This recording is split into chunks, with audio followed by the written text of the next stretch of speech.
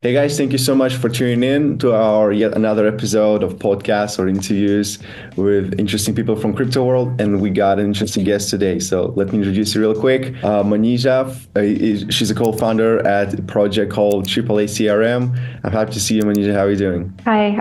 Yeah, that's great. Thank you. Thank you for inviting me. That's amazing sharing the experience and also talking to you in general. Thank you. Yeah, absolutely. It's a pleasure having you today. And first of all, Manizha, your background is incredibly unique, I should say first. So I learned that you came from foreign affairs to emerging tech. So when you look at your journey, basically, what's the thread that ties all this stuff together? Yeah, that's a great question. So actually, to be honest, I was always interested in tech stuff. So once I started my study at the university, I was thinking if I should start learning something else apart from like diplomacy or the relationship between the countries. So at that time, it was pretty hyping industry, to be honest. It was like IT in general was really hyping industry, and it still is. So yeah, I was really interested in tech and decided to dip down into that. And basically, speaking of Web3, what first drew you into this world of Web3 and digital systems? Was it like opportunity, frustration, or maybe finding something new, something else? I guess it was definitely an opportunity, because if I wouldn't join the things that I'm doing right now, if I wouldn't get the job that I'm just doing right now, it wouldn't be like I wouldn't have this kind of experience that I have right now.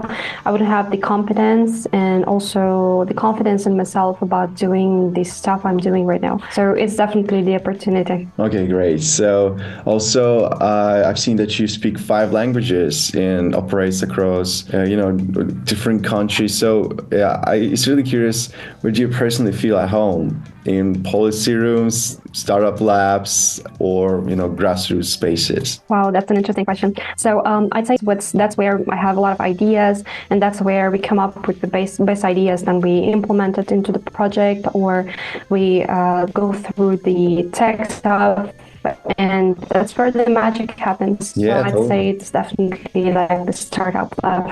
Okay, what are you working on right now? Tell us about it. Okay, so what I'm working right now is that we're actually implementing a lot of new features to the agents we are building.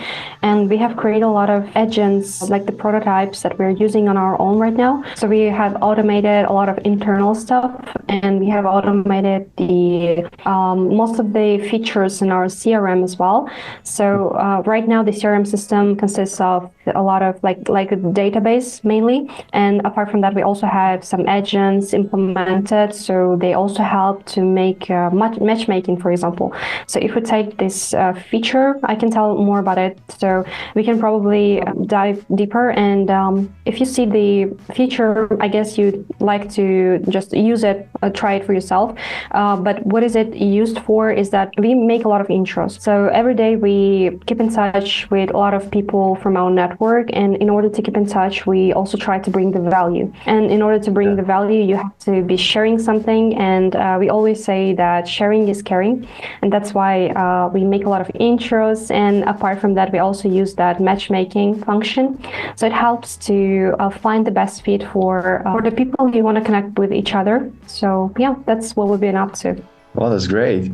And speaking from your experience, what's one hard truth the AI and Web3 world still refuses to acknowledge? I guess if we take the Web3, because AI is really hyping right now, is a huge mass adoption.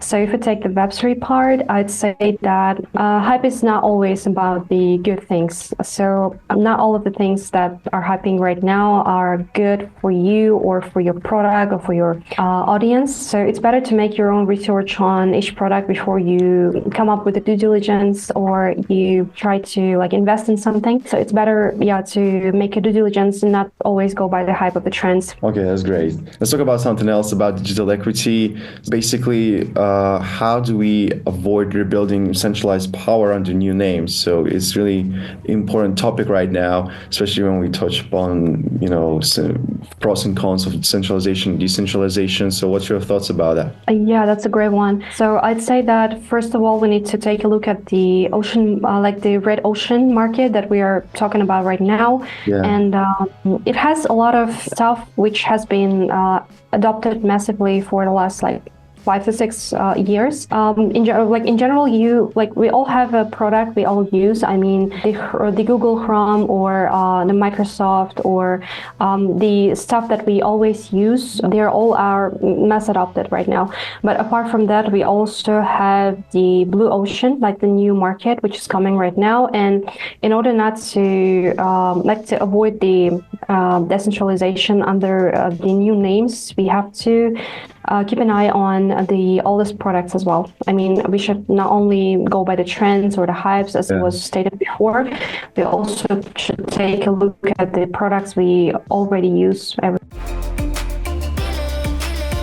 And in a nutshell, how do you define impact in a product? So especially when it touches like identity, education, or cultural context. Yeah, so here comes the same mass adoption. So if it's about the education or, as you said, the financial part, it definitely should be massively adopted, because most of the products, like most of the educational products that I've seen on the market that are coming up right now, they definitely lack the audience. Most of them lack the audience. So they need the audience, first of all. And apart from that, they also need the competence. So yeah, that's what I would just mention about. Yeah, totally. I'm asking that because I've seen that you are advising early stage teams building across emerging markets. So it's really important to see, the mistakes that they make first. So basically, what mistake do you most often see well-meaning founders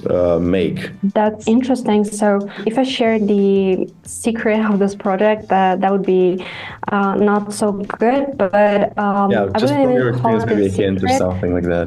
Okay, yeah, I wouldn't even call it a secret, but that's the problem that everyone has right now. I mean, not only the projects with the new founders, but also the founders with the exited products. They also make this mistake.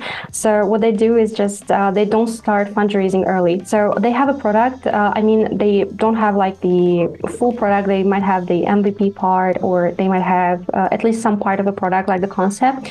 And they should start fundraising at this point. They should start fundraising at least something just to keep building, because once they have built everything, they have no resources to continue, and they have no resources to proceed with the fundraising. And that's when they give up. Most of the time they say, no, that product is not good, that concept is not good. But actually, if you look deeper, that concept might be working if you just start fundraising a bit earlier. Okay.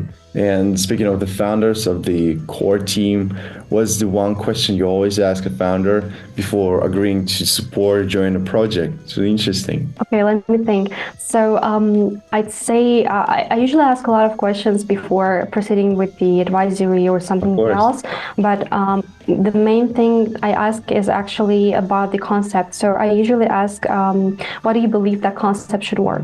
And in most of the cases, the founders, they know how to reply to that. They say, I believe in that concept because it was already implemented somewhere and they were like massively adopted or something else. But sometimes the founders, they think it's just hyping and trending right now. So you should be doing this. And that's when I say it's not just about the hype. You should believe in your product before building something, because if you do not believe, who will believe in it? Yeah. Yeah, totally.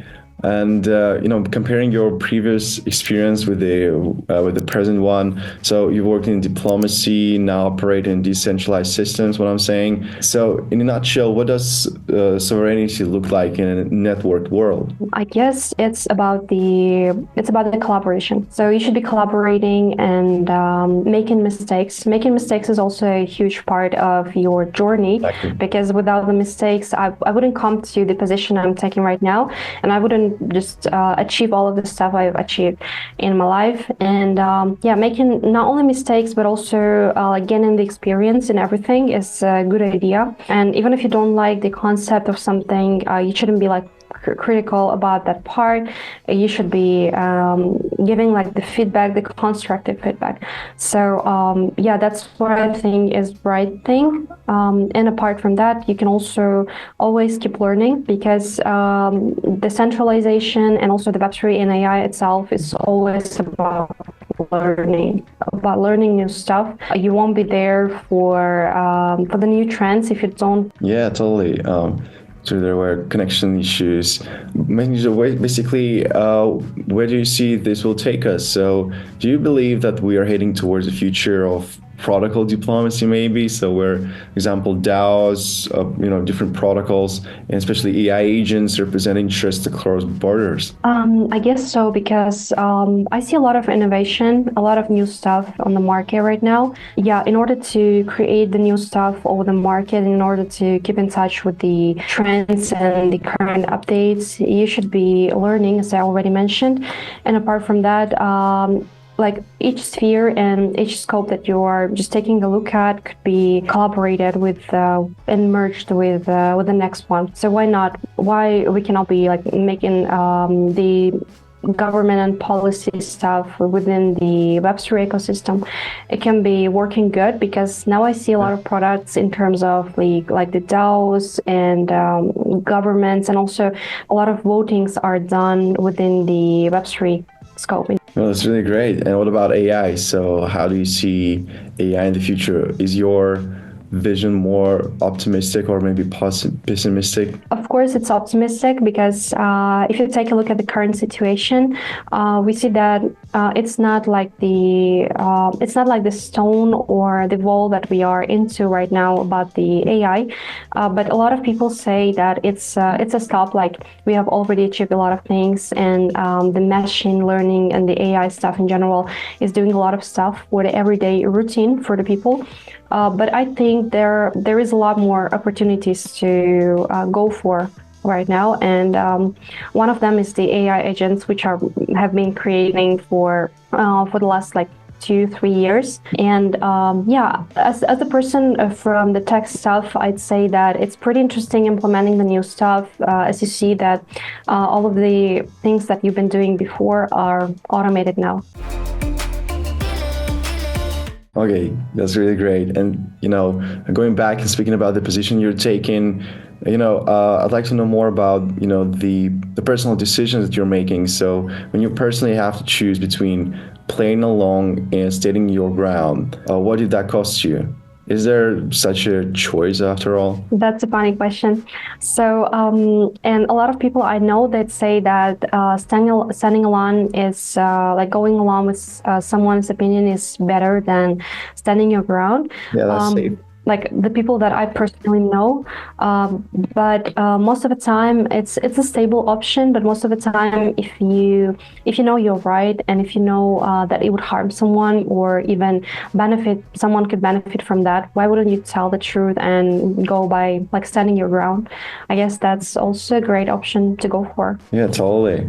Appreciate that. And is there a notion maybe that guided you the most through all those times, even when it wasn't popular or profitable? Is there such a belief? Yeah, I've always believed that the new things that are coming to market are pretty good. I mean, a lot of people tell that hyping things are all bad, and all of the products are copying each other right now. So you can also see the trend right now in the market.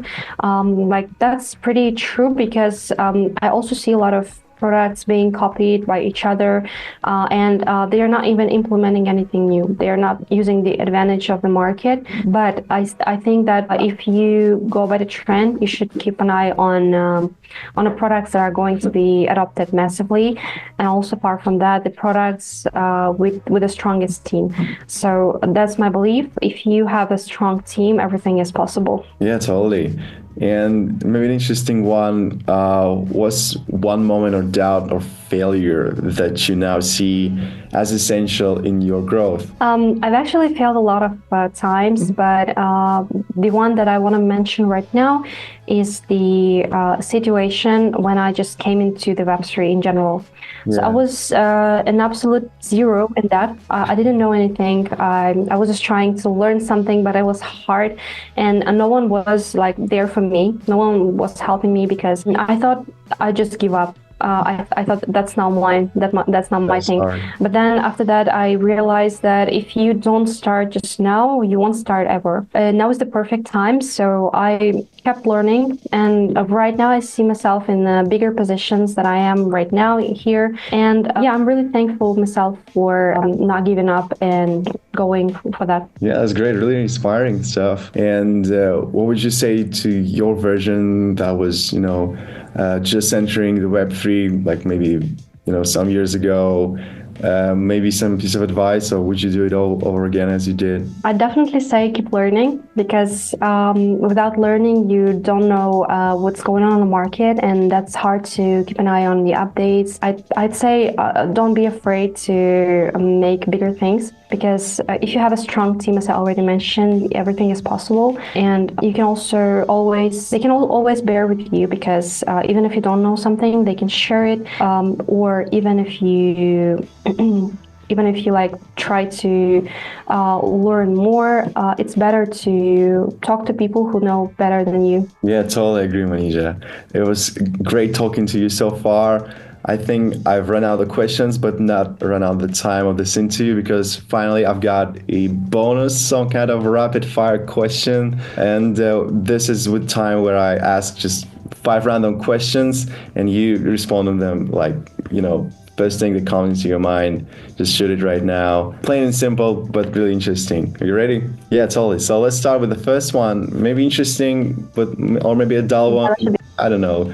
So yeah, diplomatic protocol or smart contract, which is more fragile? Of course, it's diplomatic protocol, because smart contracts are strong most of the time. I've seen a lot of them, but about the policy, it's better to keep an eye on what's going on right now. Yeah, that's true. Okay, most overrated buzzword in impact tech right now. Oh, that's definitely word hype. Yeah, hype is so hyping right now. Yeah, it's all over the place. Okay, the third one, maybe an interesting one, maybe not. Best mistake you've ever made? I'd say the best mistake I've made is enter the Web3 with my position, because when I was going here, I was told that it was about the business development and tech only. I didn't know it's about the Web3. So yeah, that's the best mistake I've made. Interesting. Good point. Okay, the fourth one, Web3, AI, or policy. Which space is in most urgent need of rethinking? So if we tell the urgent, I wouldn't tell it's AI, of course, because AI is already trending and it's implementing a lot of different stuff right now into the space. But I'd tell it's the Web3, of course, because I've seen a lot of Web3 projects. They are just giving up because they cannot fundraise, but they can just enhance the. Yeah, especially it's quite early, so you gotta work through the hard stuff first. And the final question, touching the topic of Web3 still, what's one region the world is not watching right now, but should be? I'd say it's the Central Asia. It's a place where I'm living right now, but a lot of great people are coming from the Central Asia, and we also have massively adopted a lot of different stuff from the market right now. Not only the tech stuff, but also the Web3, and that's not so developed in here right now. I'm really sorry about that part, but yeah, unfortunately, that's not really developed in here. But I wish it would be, because we have a lot of great people here, a lot of great minds, and we also have a lot of developers, a lot of builders. Exactly. So the change should be probably looking at the Central Asia, because it's where the gems are hidden. Yeah, I'm really hoping this change will come soon, pretty soon, because there is tons of potential in that area. And yeah, I think that's a wrap. Thank you so much, Manizha, for coming in. It was a pleasure talking to you guys. If you're still watching, we got an interesting guest, a nice conversation with Manizha. She's a co-founder at AAA CRM of Startup Builder.